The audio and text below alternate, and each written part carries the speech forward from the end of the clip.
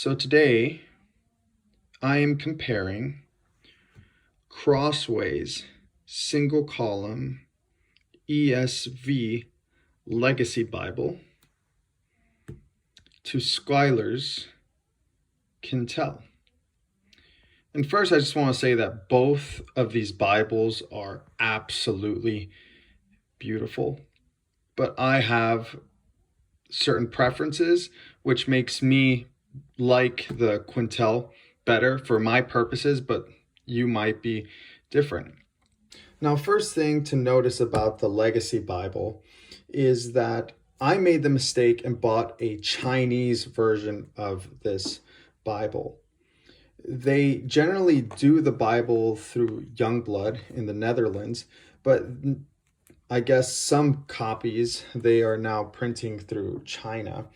And I don't know what the difference would be in how this Bible would be different from the ones printed in Youngblood, but from what I can find online, people say that the differences are small. And when I reached out to the company, they told me that the differences are usually people's preference. The paper, the color of the paper is a little bit different and it just feels a little bit different, but both are high quality. Now, just right off the bat, on a few imperfections that I've noticed is, let me see if I can find it here. You can kind of tell right here that the goat skin is not it's not perfectly cut. There are some imperfections there, which is fine. It's not a problem, but if it's a problem for you, you would definitely notice that. The paper feels very fragile, though I think it is 28 GSM.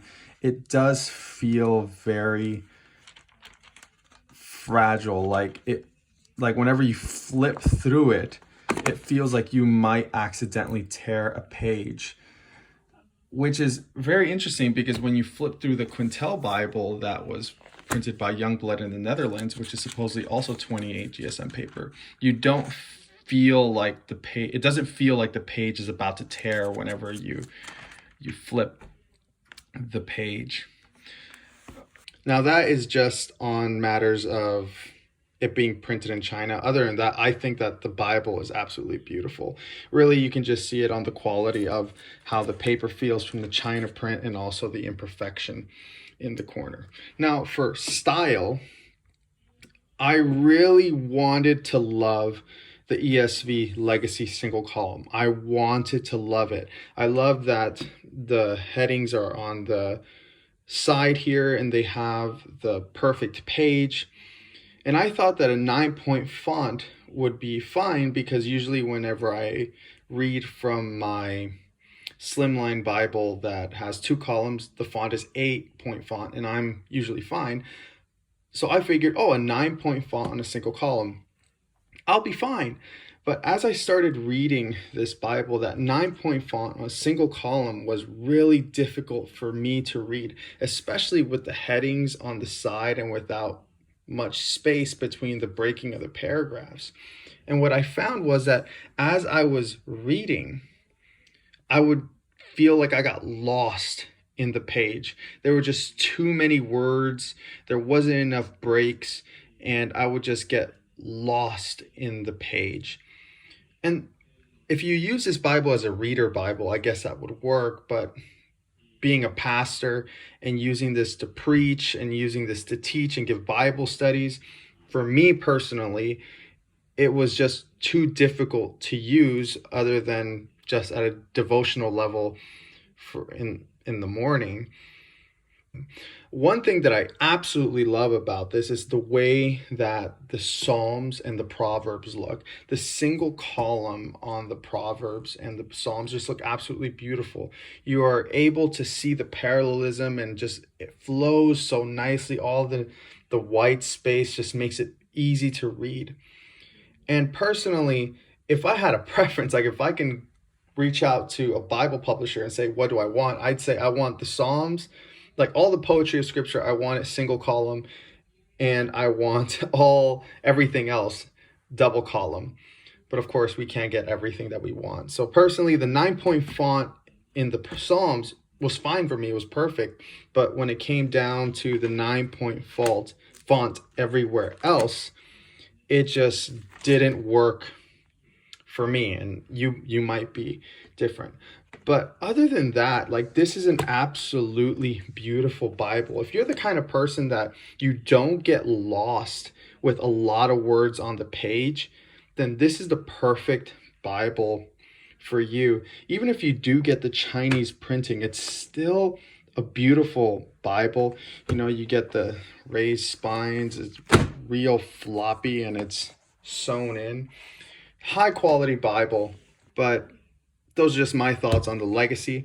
Now, for the Quentel Bible is just absolutely beautiful. And although it is also goatskin, you can tell that the grain is a little bit different. I prefer the grain in the Legacy over the Quentels, but it's still beautiful. This leather is a little bit thicker. You can probably see how it kind of shakes as opposed to this one. And this leather has a little imperfection there, which is absolutely normal whenever you get these heirloom Bibles, because whatever imperfection the leather has, like if the goat got stung by a bee or the goat had a scratch, that gets kept in the leather, so you have that unique marker in there. So, you know, I don't really have a problem with that, but the leather is thicker on the Quentel. I personally don't like the red on the inside. I like the look of the black on black, but that is preference. Now, this Bible for me worked better, though I wanted a single column. The reason this worked better was because it had a bigger font, and then you also had the double column. Now, it wasn't until I started shopping for an heirloom Bible, a Bible that would go with me for the rest of my life, that I really realized how much of a difference single column versus double column and font size actually makes. And after about a month and a half of using both these Bibles, I have realized that personally, for me, although I love and I prefer the look of a single column Bible, for myself, as when I read scripture, when I study scripture, having the double column helps me focus and it helps me read the text better. And I guess that's something that you have to consider when you start investing in these Bibles, is what works best for you. Yeah, that's just me. I guess everyone's different. And having that slightly larger font was also super helpful. Now, I guess for size, how do they compare in size? A lot of the reviews and a lot of the videos that I saw online of this Bible made it sound like this Bible was like a brick. And yeah, it's pretty heavy, but it's not that heavy. Like, it's not that big. You could still kind of just stuff it in your bag. I'm not about to give you the measurements. You can look up the measurements, and there's other videos that are going to be a lot better than mine. What I was surprised to find was that although this Bible has a much bigger font, it's actually smaller than the Legacy. It is, I don't know if you can really tell right there, but it is about, it's just slightly smaller.